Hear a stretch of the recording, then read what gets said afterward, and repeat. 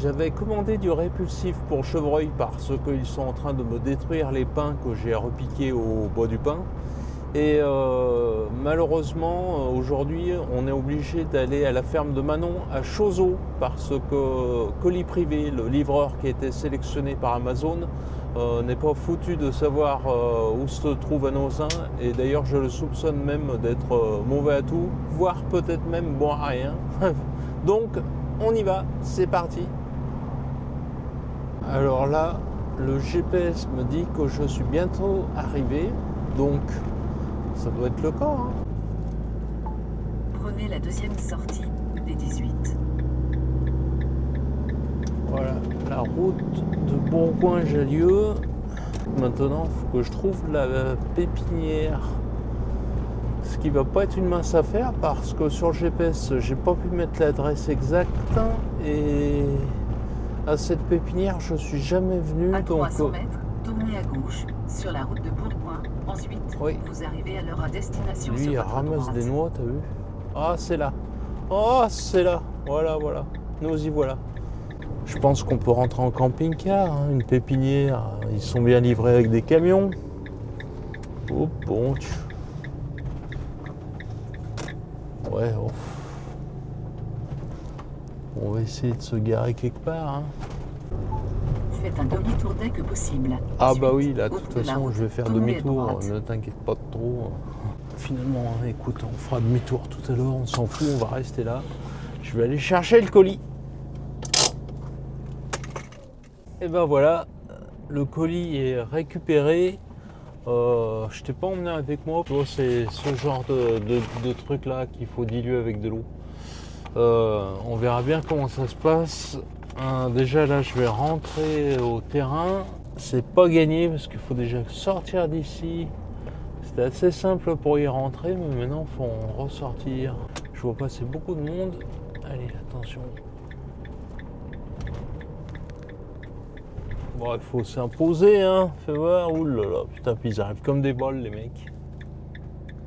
Le problème, c'est qu'on va à droite, mais il faut également regarder à gauche parce qu'on va déborder avec le camion pour tourner. Voilà.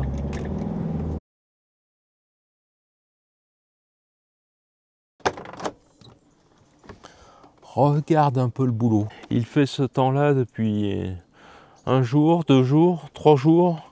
Alors, je sais même plus depuis combien de temps il fait ce temps-là, tellement ça dure depuis longtemps.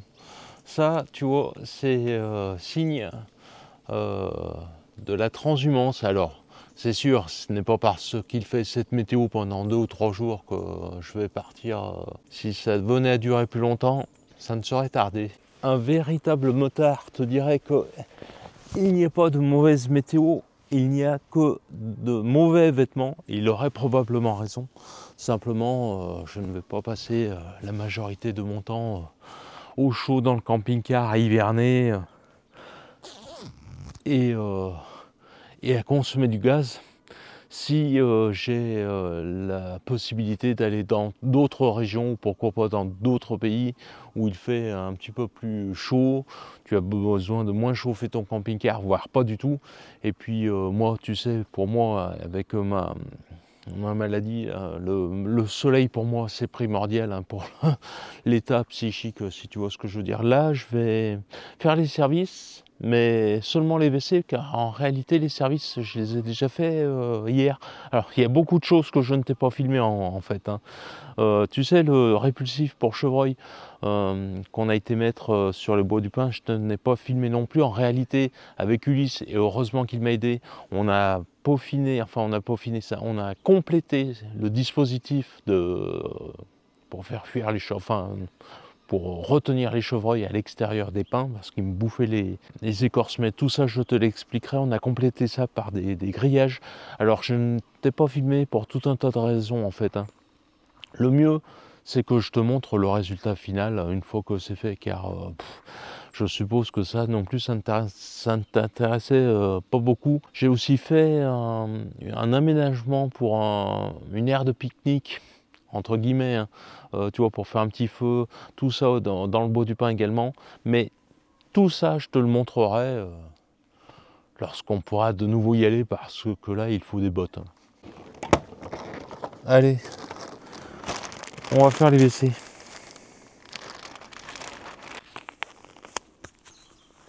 Passez dans mon bureau, je vous prie.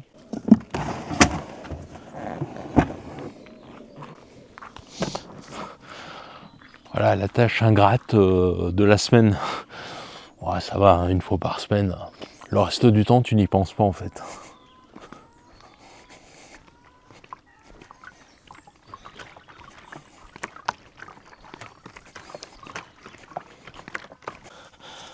Tu vois ici, à la propriété, j'ai accès aux égouts, ce qui permet de me débarrasser des WC en toute légalité.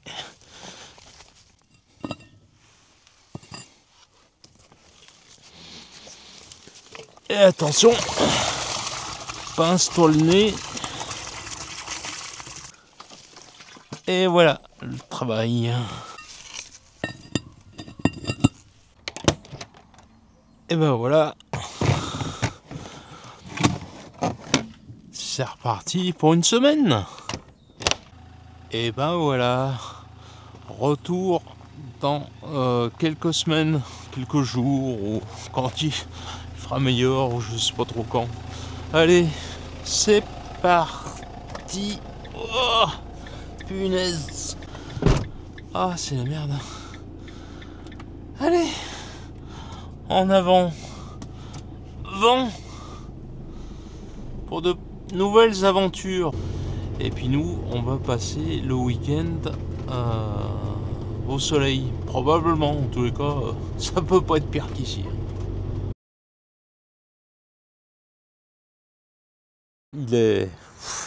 Il est déjà 1h. Dans l'idée, c'était d'aller à Bricomarché. Alors tu vois, là on est à Lagneux. Et avant d'aller à Bricomarché, ce que je vais faire, je vais aller manger. Et en bon camping-cariste, tu vois, on va faire marcher la brasserie, là, tiens, voilà. On va faire marcher le commerce local, pas vraiment, hein, parce qu'on est à Intermarché, mais bon, on fait ce qu'on peut, hein, écoute. Voilà, on ira ici. Après s'être restauré.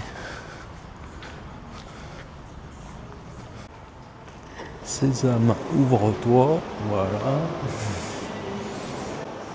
Camillo, Gambasserie, Terrine Savoyard. Allez, on va jeter notre dévolu ici. On est au B52 de Amberieu-en-Bugey. Je sais pas si on va décoller, mais tu sais, je pense qu'ils ont nommé cette brasserie de B52 car on est à côté de. Bon, là, on le voit pas ici, hein, mais on est à côté, tu sais, de la base aérienne militaire de Lagneux.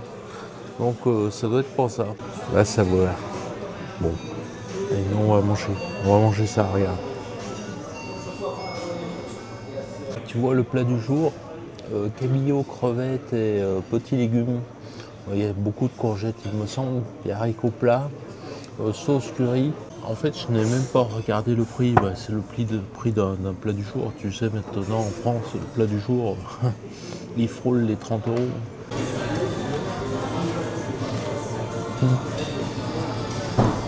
Et je disais en caméra off que c'est chaud. Tu vois, j'apprécie. Car souvent, tu sais, des fois c'est tiédasse, j'ai rare de ça, même en plein été. Et là, avec ce brouillard, ce n'est pas le cas. Et bien voilà, je sors à l'instant de la brasserie, le B52. Je ne sais pas où je vais m'envoler vers d'autres horizons. En tous les cas, je viens de croiser là un loustic derrière moi. Je ne vais pas filmer, hein, évidemment, qui était masqué jusqu'aux oreilles. Ma parole, je te dis un truc.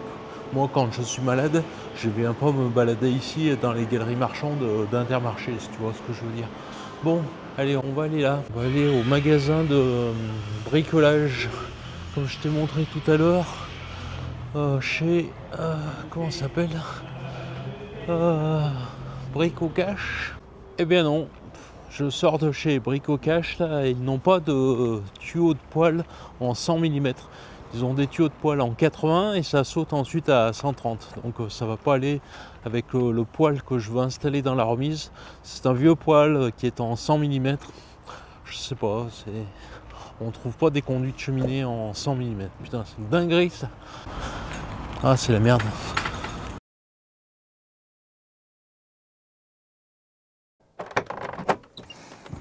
Voilà, on est arrivé maintenant à Brescia. Bon, il est un peu tard, donc du coup, tu vois, il n'y a plus de soleil maintenant. C'est vrai qu'on verra pas le coucher de soleil. Mais tout à l'heure, quand je suis arrivé, il y avait un petit peu de soleil. Je suis resté avec Thierry. Ça, c'est son camping-car. Il va revenir tout à l'heure pour que Nathalie puisse voler demain au Mont-Mion. Le Mont-Mion, le spot de parapente, tu vois, ça se passe là-haut. Bon, on voit pas grand-chose parce que c'est déjà sous une couverture nuageuse. Et puis, bah, nous, on est garé là, tu vois. Bon, on est déjà installé.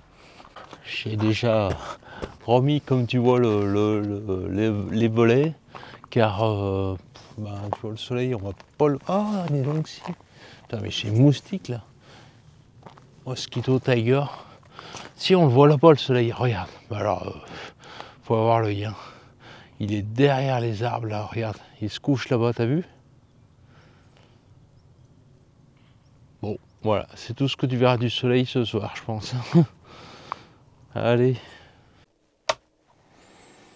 Voilà. Bon, écoute, les longues soirées d'hiver. Enfin, d'hiver. Tu vois bien ce que je veux dire. Bientôt l'hiver de toute façon, mais en tous les cas, les longues soirées d'automne où il fait froid et humide, on va la passer au camping-car à l'intérieur, bien au chaud.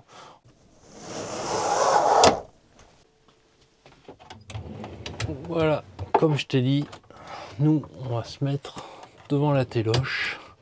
Bon, la télé, hein, tu sais, moi je regarde YouTube. Ça m'étonnerait que je regarde quelque chose d'autre.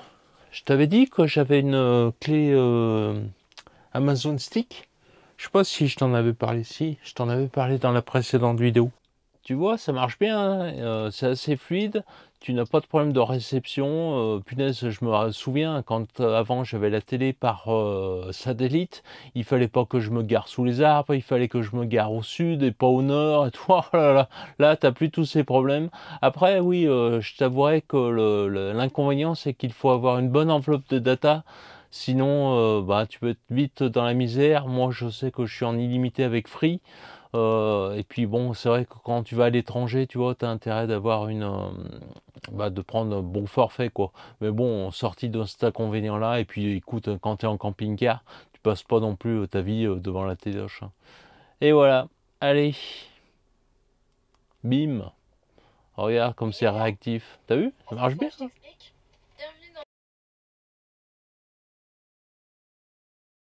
On est garé ici à la Jasserie, à 1200 mètres d'altitude. On a passé la nuit ici, c'était vraiment magnifique. Il fait pas si froid que ce qu'on pourrait croire, hein. Finalement, on est vraiment très bien parce qu'on est au-dessus de la couche nuageuse, comme tu peux voir. Regarde, regarde ça, comme c'est magnifique.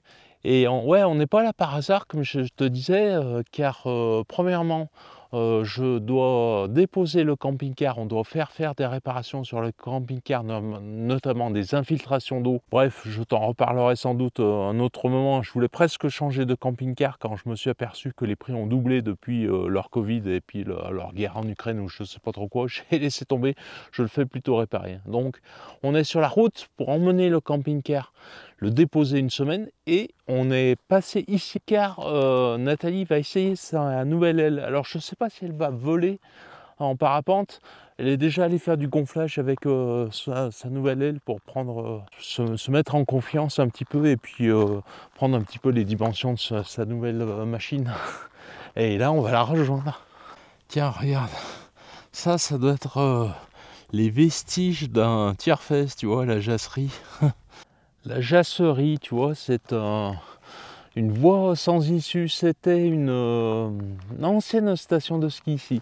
Là, il y a une auberge qui est encore ouverte. On ira peut-être tout à l'heure pour un café.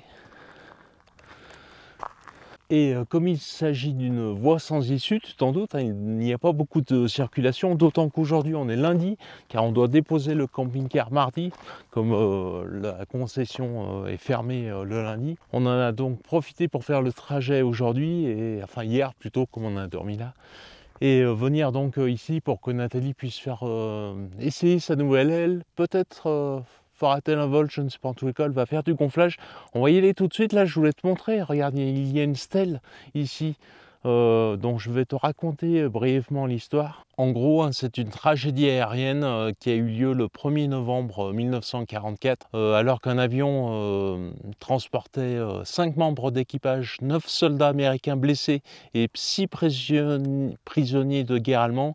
Et ils se sont tous crashés ici à cause, disons, par temps de brouillard, l'avion n'a pas pu éviter, tu sais, il n'y avait pas toutes les trucs que l'on a maintenant, hein, les GPS et tout ça. Donc tu vois, il y a une stèle ici qui a été installée en hommage justement à cet équipage qui est tragiquement crashé son avion ici. Vraiment pas de chance pour eux, c'était des 9 blessés américains, il a fallu que l'avion se crache ici. Comme quoi, quand c'est l'heure, c'est l'heure. Là hier, tu vois, à cet endroit là, il y avait une voiture. C'était une femme là, immatriculée dans le Rhône, qui était venue se poser là, qui mangeait là. Je pense qu'elle dormait dans sa voiture. Ah, il s'agit maintenant de passer sous ce fil de fer, regarde. Ah non, j'espère qu'il n'est pas électrifié. Ah, de toute façon, je ne l'ai pas touché. Ah, je suis sûr qu'elle aurait pu voler là. Mais elle n'avait pas envie. Elle souhaitait vraiment prendre toutes les caractéristiques de son aile en main, au sol, avant d'être en l'air, tu vois. Ce qui est préférable de toute façon, hein, quand on n'est pas sur un site connu. Parce que là, on n'est pas sur un site qu'elle connaît, vu qu'on n'est jamais venu, elle n'est jamais venue voler ici. Moi non plus, d'ailleurs. À l'époque où je volais, encore avant ma maladie donc, on n'était pas venu ici dans le Pilat. C'est dommage, on a loupé un truc là parce que... Enfin, j'ai loupé un truc. Parce que c'est vraiment chouette. Tu vois, on est en moyenne montagne à 1200 mètres. Il n'y a pas encore de la caillasse de partout. On est au-dessus de la masse nuageuse. Regarde ça, c'est chouette. Hein, ah, surtout l'hiver.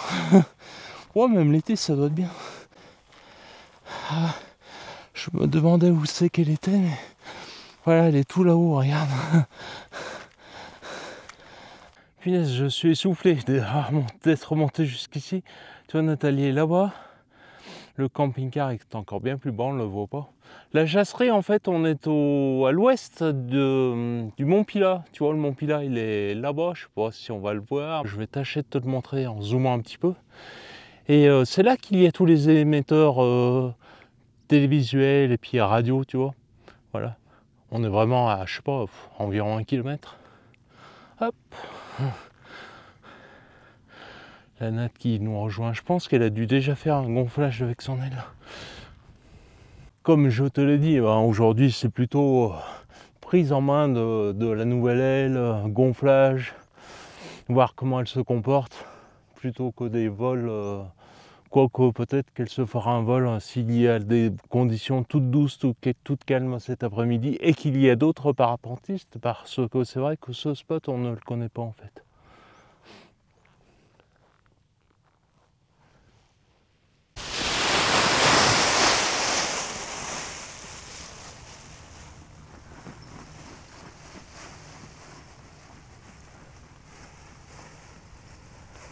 Et ça, tu vois, je rassure tout de suite les non-parapentistes, ceux qui ne sont pas pratiquants, ce n'est pas un échec. Elle a construit son aile, elle l'a pilotée. Quand l'aile tombe à gauche, tu vois, elle a piloté à droite et elle s'est décalée à gauche. Voilà, du coup, elle prend confiance en son aile, elle prend confiance à son matériel, elle palpe un petit peu les réactions de son aile avant de se jeter dans le trou, tu vois, de voler réellement. Donc voilà, je rassure les non-pratiquants. Tout va bien. De retour au camping-car, je vais m'adonner à mon activité quotidienne, à savoir la collecte des déchets. Hein. Non pas des champignons, mais des déchets. Ceci dit, ils poussent comme des champignons. Tu vois, ce n'est pas tant pour être sur un spot propre que d'être en fait assimilé à celui qui jette des déchets. Alors, c'est la raison principale pour laquelle Après oui, on peut toujours parler d'écologie ou je ne sais pas trop quoi, hein, mais la raison principale c'est celle-ci, hein, que l'on ne soit pas assimilé à celui qui jette des déchets, tu vois. Et du coup que le spot ensuite soit interdit à cause de ça et d'autres choses, hein. Ah putain, c'est chiant. Et ben voilà, encore un sac de déchets. Bon, ce serait te mentir de te dire que là-dedans il n'y a que les déchets que j'ai récoltés ici. Car en réalité, il y a aussi mes déchets, mais tu vois, un sac quand même. Voilà. Ah, c'est triste hein, de pourrir la nature comme ça. Comme je te dis, après, c'est pas tellement une question d'écologie, c'est aussi une question que on ne soit pas assimilé à des gens qui jettent leurs déchets ici. Et puis bon, quand tu te mets ici dans un spot tranquille, tu vois, t'as quand même envie d'être bien, tu vois, d'être au propre, disons, d'être dans la nature, tout simplement en fait. C'est pas compliqué. Nous voilà partis de la jasserie pour Montfaucon-en-Velay cette fois-ci. Donc à la concession Idilcar pour la réparation du camping-car. Le déco, regarde, c'est ici. Alors du coup, Nathalie a pas volé. Hop, et du coup, tu verras pas le déco non plus, ou alors très peu. Voilà, je me suis pas arrêté parce que je suis suivi par une voiture. Et ouais, Nathalie n'a pas volé du coup, et j'ai arrêté de filmer lorsque j'étais avec elle à la pente école. Enfin, tu sais, la pente vers l'altiport là, car elle n'était pas open pour que je la filme, tu vois. Allez, bon bah je te reprends en arrivant.